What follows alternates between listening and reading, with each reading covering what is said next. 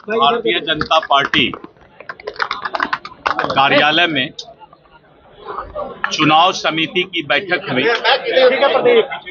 चुनाव समिति के सभी 18 सदस्य और साथ में जो चुनाव प्रभारी नए बने हैं, भारत सरकार के शिक्षा मंत्री श्री धर्मेंद्र प्रधान जी, उत्तर प्रदेश के उप मुख्यमंत्री श्री केशव मौर्य जी और उनके साथ श्री विनोद तावरे जी, दीपक प्रकाश जी और हमारे सभी जो चुनाव समिति के सदस्य, दोनों डिप्टी सीएम हैं, केंद्रीय मंत्री श्री गिरिराज सिंह जी हैं और श्री नंद किशोर यादव जी, ऐसे सभी शीर्षस्थ नेतृत्व के जो 18 सदस्यीय टोली और 2 हमारे चुनाव प्रभारी 20 लोग, हम लोग आज 3 घंटा चुनाव समिति की बैठक में समीक्षा किए और आज सिटिंग सीट पर चर्चा हुई। आज हम लोगों ने करीब 60 सीट पर चर्चा हम लोग कर पाए, सिटिंग सीट पर, बचे हुए सिटिंग सीट पर, और जो हारा हुआ हमारा सीट है जिस पर कि बीजेपी पिछले बार 2020 में लड़ी थी, उस पर कल फिर चर्चा होगी और कल फिर 6 बजे से चुनाव समिति की बैठक होगी। आज 60 सीट पर चर्चा हुई है। जो हमारे वर्तमान विधायक हैं उनके परफॉर्मेंस पर और वहां से जो लोग संभावित उम्मीदवार ने अपना इच्छा जाहिर किया है उन लोगों पर भी चर्चा हुई है। महिलाओं को विशेष रूप से, युवाओं को विशेष रूप से जो है प्राथमिकता दिया जाए, इस बात पर भी चर्चा हुई है।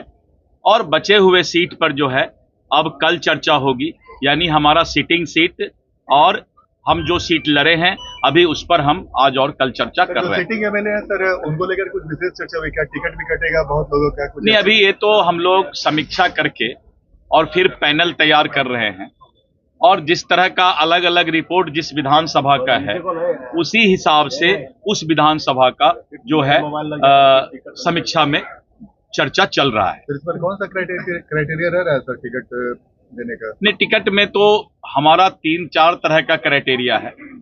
पहला है कि जिस सिटिंग सीट के विधायक का अच्छा परफॉर्मेंस है और जिनका रिपोर्ट भी सही है, एंटी इनकम्बेंसी नहीं है, तो वैसे परिस्थिति में वैसे सीट पर जो है विचार हुआ है कि उनको आगे हम लोग मौका दें।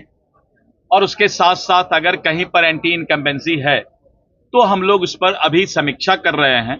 कल फिर जब बैठक होगी तो विस्तृत चर्चा आपको करेंगे। धन्यवाद। चुनाव लड़ेंगे?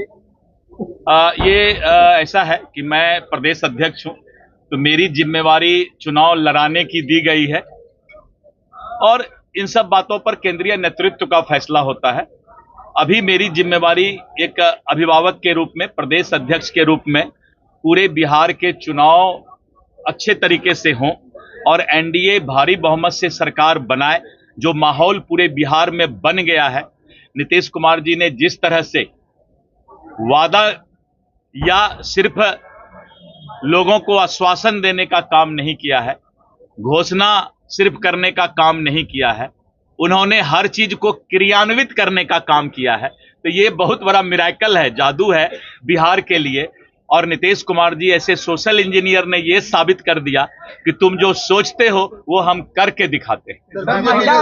विपक्ष इंडी गठबंधन जो सोचती है, नीतीश कुमार और एनडीए सरकार उसको करके दिखाती है। तो ये एक नया प्रयोग बिहार में जो एनडीए सरकार का हो रहा है, जनता के बीच, मतदाताओं के बीच एनडीए सरकार के प्रति, मोदी जी के गारंटी के प्रति, नीतीश कुमार जी के विकास के प्रति आस्था बढ़ा है और इसको किसी थेथरोलॉजी से ठुकराया नहीं जा सकता। सर, बीजेपी ने सीट एक तरीके से चिन्हित कर लिया क्या? क्योंकि आप कह रहे हैं कि जो सिटिंग एमएलए है उन पर नहीं, बीजेपी, इसलिए मैंने कहा कि अभी कोई सीट चिन्हित नहीं हुआ है। जो हमारे सिटिंग एमएलए, इसलिए तो मैं बोल रहा हूं कि सिटिंग एमएलए पर चर्चा हो रही है। जब चिन्हित होगी तो और सब सीटों पर चर्चा होगी। उसके लिए फिर से हम लोग चुनाव समिति 3-4 दिन के बाद बुलाएंगे। कल भी बैठक है सर? हाँ, कल भी बैठक है। मैंने पहले भी कहा, इस बार कोई बड़े भाई छोटे भाई की भूमिका नहीं है। इस बार एनडीए एकजुट होकर चट्टानी एकता के साथ आगाज करते हुए चुनाव लड़ रही है। धन्यवाद। बीजेपी इस बार ठीक है।